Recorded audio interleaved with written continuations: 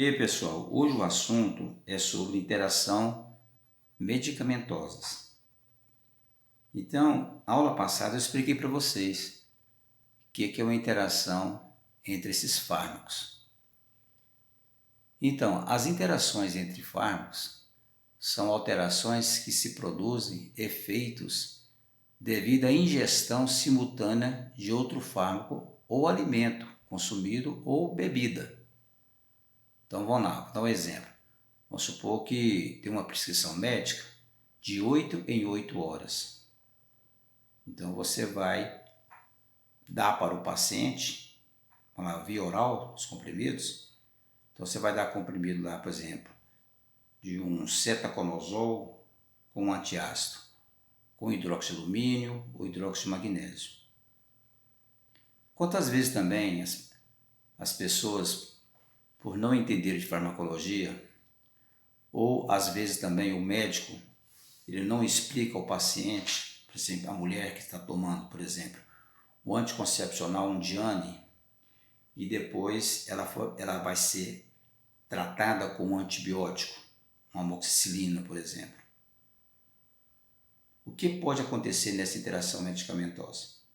Pode acontecer que o antibiótico vai reduzir o efeito do anticoncepcional.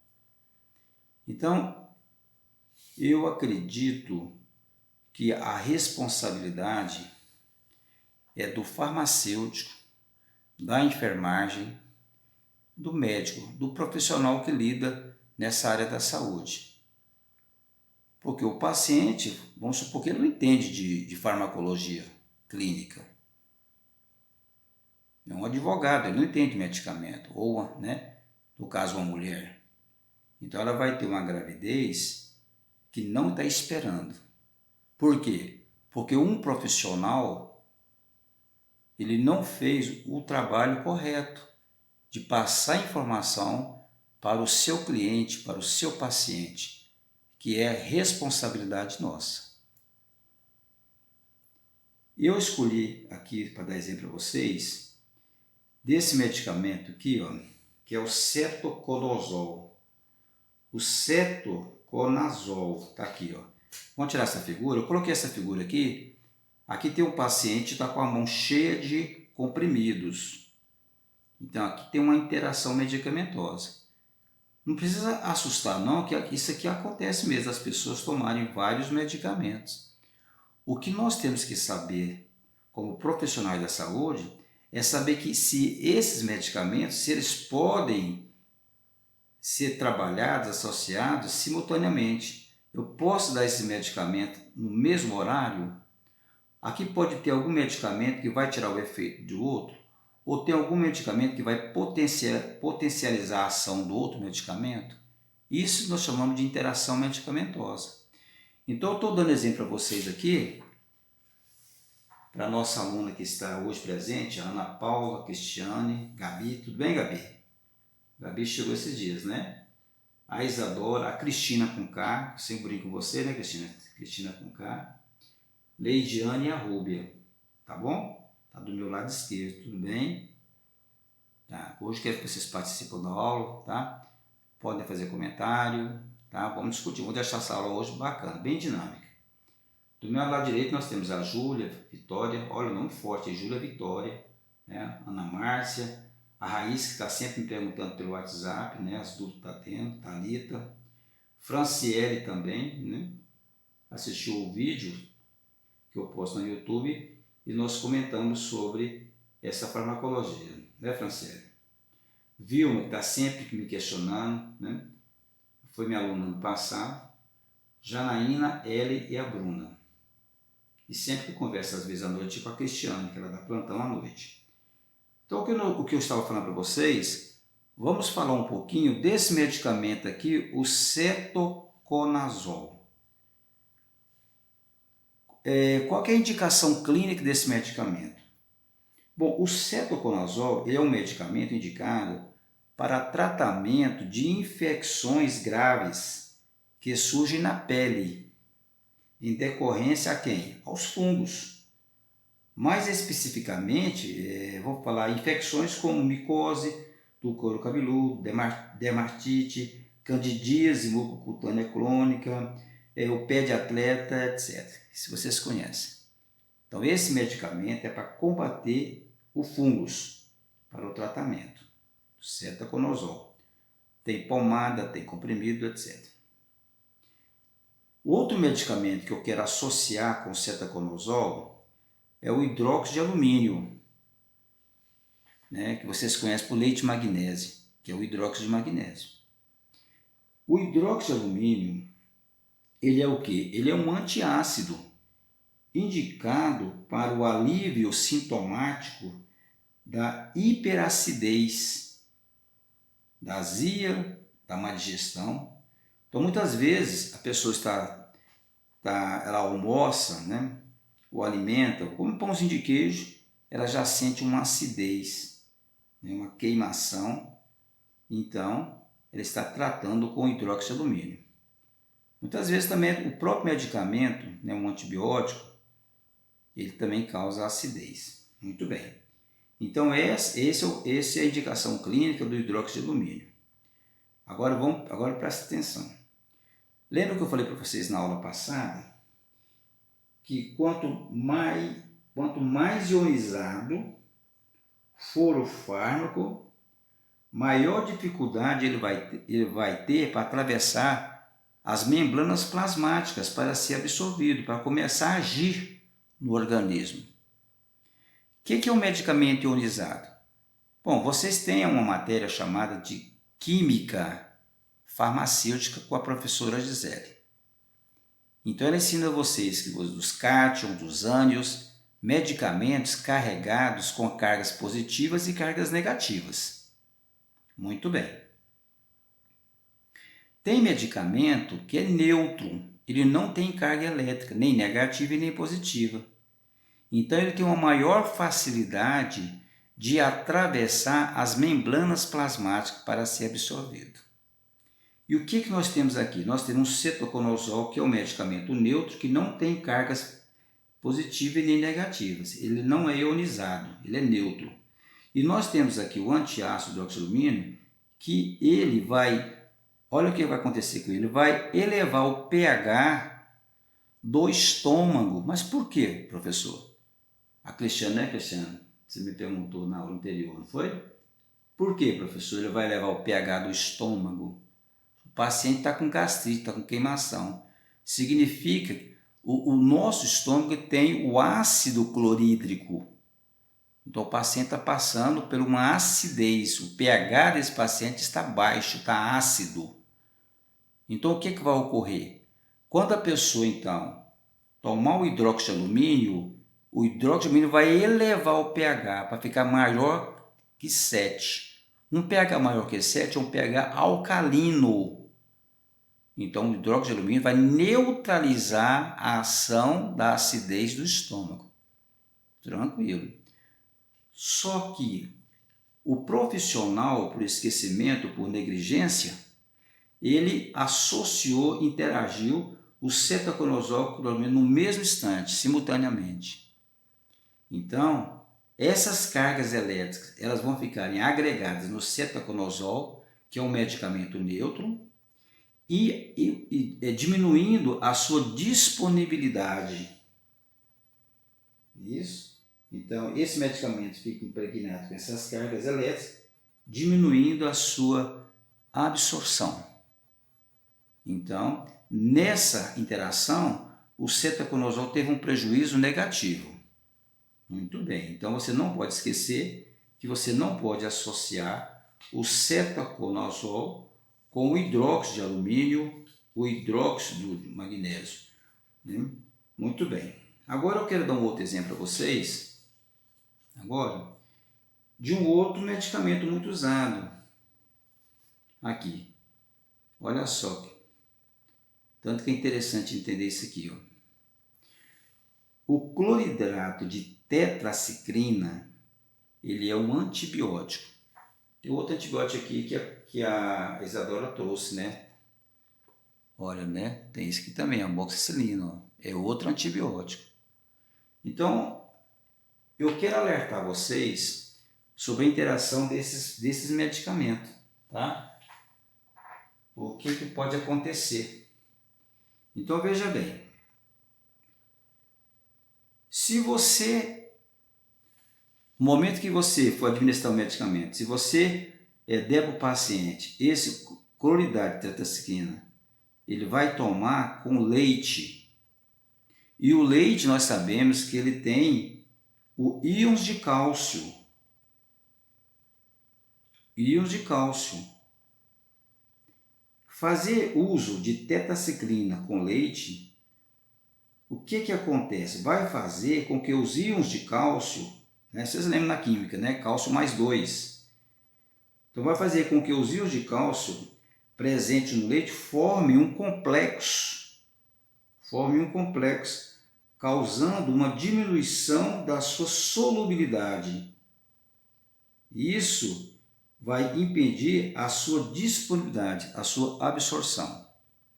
Então, no momento que esses dois medicamentos eles se encontrarem e forem associados, esses íons de cálcio ele faz com que o cloridrato de tetraciklina não dissolva. Ele não vai dissolver, vai formar um complexo. E isso vai fazer um atraso na ação desse antibiótico. Então tenha muito cuidado quando você for administrar esse medicamento. E não é só o tetraciklina. A maioria dos antibióticos vocês não podem interagir com leite. Correto? Muito bem. Então nós falamos então, do cloridrato de tetraciklina com o leite. Aqui eu escolhi uma marca aqui, né? O leite Piracanjuba, tal. E para vocês não esquecerem. Muito bem. Então está explicado isso aí. Agora, eu falei para vocês no início que a interação medicamentosa, né? Ela pode reduzir o efeito de um dos fármacos, é o que nós acabamos de ver. Então a tetraciklina foi reduzida, não é isso? E o outro exemplo, não me lembro bem que foi o que nós fizemos, eu falei do primeiro, não me lembro mais qual que nós comentamos, né? Tanta coisa na cabeça. Então o que aconteceu que tem um medicamento que não teve absorção. Talvez eu lembro vocês. Sim, né? Que foi o cetaconazol. Então, o cetaconazol com hidróxido de alumínio. Qual foi o prejuízo, então? Do cetaconazol. Agora eu quero fazer uma comparação. Que eu falei para vocês que a interação medicamentosa, ela pode reduzir o efeito de um dos fármacos ou potencializá-lo. Ele também pode potencializá-lo. Então, vamos lá. Eu vou pegar esse medicamento aqui, ó, que vocês devem conhecer também.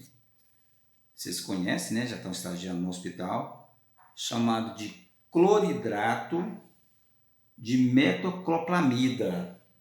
Tá? Mais uma vez, cloridrato de metoclopramida. Certinho? Muito bem. E eu vou pegar esse medicamento e vou começar com esse aqui, ó, com ciclosporina. Antes de começar a falar dessa interação, vamos falar sobre a indicação clínica de cada um, tá? Isso é importante na nossa matéria de farmacologia clínica, correto? Então, esse medicamento aqui, o cloridrato de metoclopramida, talvez vocês conheçam esse medicamento pelo nome de Plasil, né? Então, você já sabe para que ele serve, né? Esse medicamento ele é destinado ao tratamento das alterações do movimento peristaltismo, né, do sistema digestivo. O que é o movimento peristáltico? É aquele movimento involuntário que nós temos. Ele não depende da nossa vontade, ele é involuntário. Então nós temos movimentos peristálticos, né, na parte digestiva, né, lá do estômago e do intestino, tá bom? Então esse medicamento, o metoclopramida, ele é destinado ao tratamento de alterações de movimento do sistema digestivo, como enjoos, vômitos.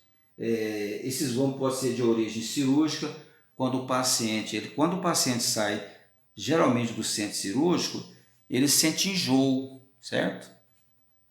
Devido à ação da anestesia, certinho?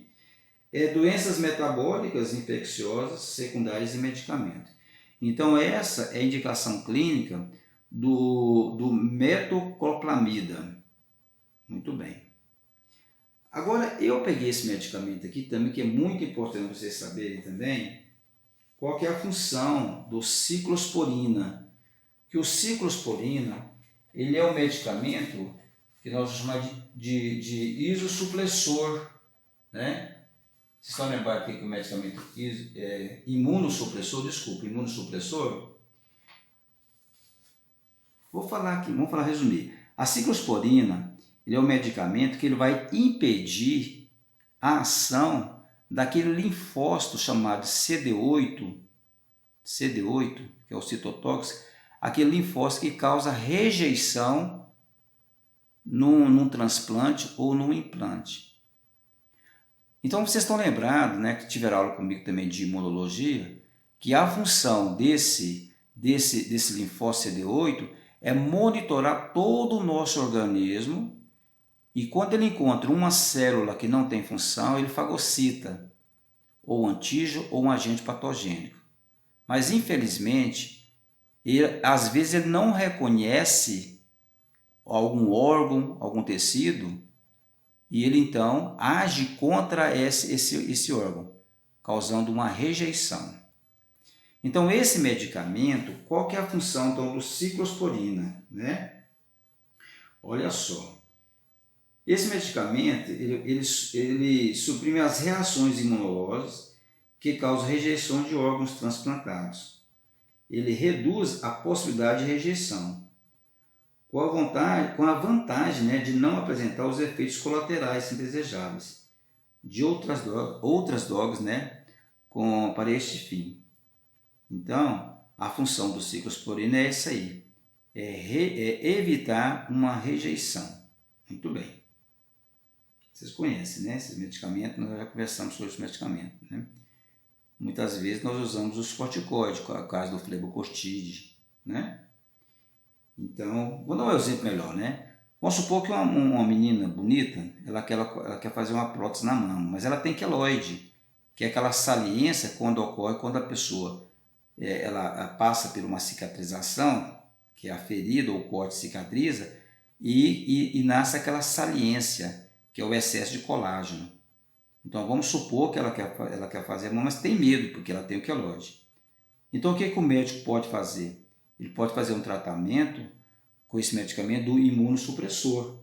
E vai fazer, esse medicamento ciclosporina vai fazer com que o linfócito citotóxico, o CD8, vai enfraquecer essa célula para que ela não cause a rejeição. Muito bem, está explicado então o que é a ciclosporina. Agora vamos entender essa ação, né? Essa ação, quando você vai associar a ciclosporina com o cloridade de metoclopramida. Muito bem. A metoclopramida é um estimulante do peristaltismo, né? Ela vai aumentar a velocidade, né, do intestino. E a metoclopramida elevada, ela vai elevar a velocidade de absorção intestinal. Então, quando maior for o estímulo do peristaltismo, maior rapidamente o ciclosporina chegará ao intestino, né, para ocorrer a absorção. Então, nesse caso aqui, essa interação é positiva, porque esse medicamento vai aumentar o movimento peristáltico do intestino e a ciclosporina também trabalha com essa velocidade. Então, essa interação ela é positiva, bacana. Então, você pode interagir esse medicamento com o outro. Mas vamos supor que também o paciente também está fazendo uso da digoxina, né? Então, qual que é a indicação da digoxina? Para que serve esse medicamento de digoxina? Olha, esse medicamento ele é indicado para o tratamento da insuficiência cardíaca congestiva. quando o problema dominante é a disfunção sistólica. Aí a Cristiane, a Vilma, a Raíssa pergunta assim, Flávio, o que é uma disfunção sistólica ou diastólica? Pessoal, vamos lá, vamos lembrar da professora Nel, que é professora de anatomia, né? Então, quando ela deu para vocês a anatomia, né, da circulação, ela explicou para vocês que o coração é um músculo, e o coração ele possui 4 cavidades, certo? 2 átrios superior e 2 ventrículos. Então, a função dos átrios é fazer uma contração, ela faz uma contração, né? Ela vai absorver o sangue e depois ela vai sofrer um relaxamento, jogando esse sangue para os ventrículos, ventrículo esquerdo, ventrículo direito. Então esse sangue vai ser bombeado, né, para os pulmões e para os tecidos, etc. Então isso aí é uma função diastólica. Quando eu falo que o paciente tem uma função sistólica, é o que todos os cardiologistas, todas as pessoas, né, que entendem da saúde, é o que quer. É um coração batendo fortemente, os batimentos cardíacos fortemente, o coração trabalhando para irrigar o organismo, para nutrir o organismo, que é o sangue. Muito bem. Então essa digoxina, ela vai trabalhar indicada quando a insuficiência cardíaca é acompanhada de fibrilação arterial. Aí a Ellen e a Bruna perguntam, Flávio, eu esqueci o que é fibrilação arterial. Você explicou, mas eu esqueci. Então vamos resumir aqui para não ficar muito grande o vídeo, né, pessoal?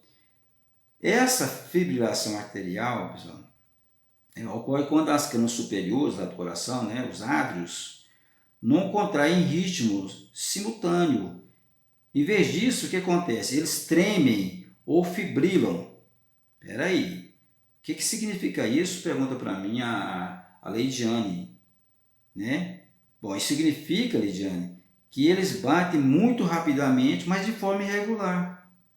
O sangue não é bombeado com eficiência para o resto do organismo. O que fazer o paciente sentir fraco, cansado, ou experimentar sensações desconfortáveis no coração, com um batimento cardíaco irregular ou acelerado. Isso é o que nós chamamos de fibrilação atrial. Muito bem.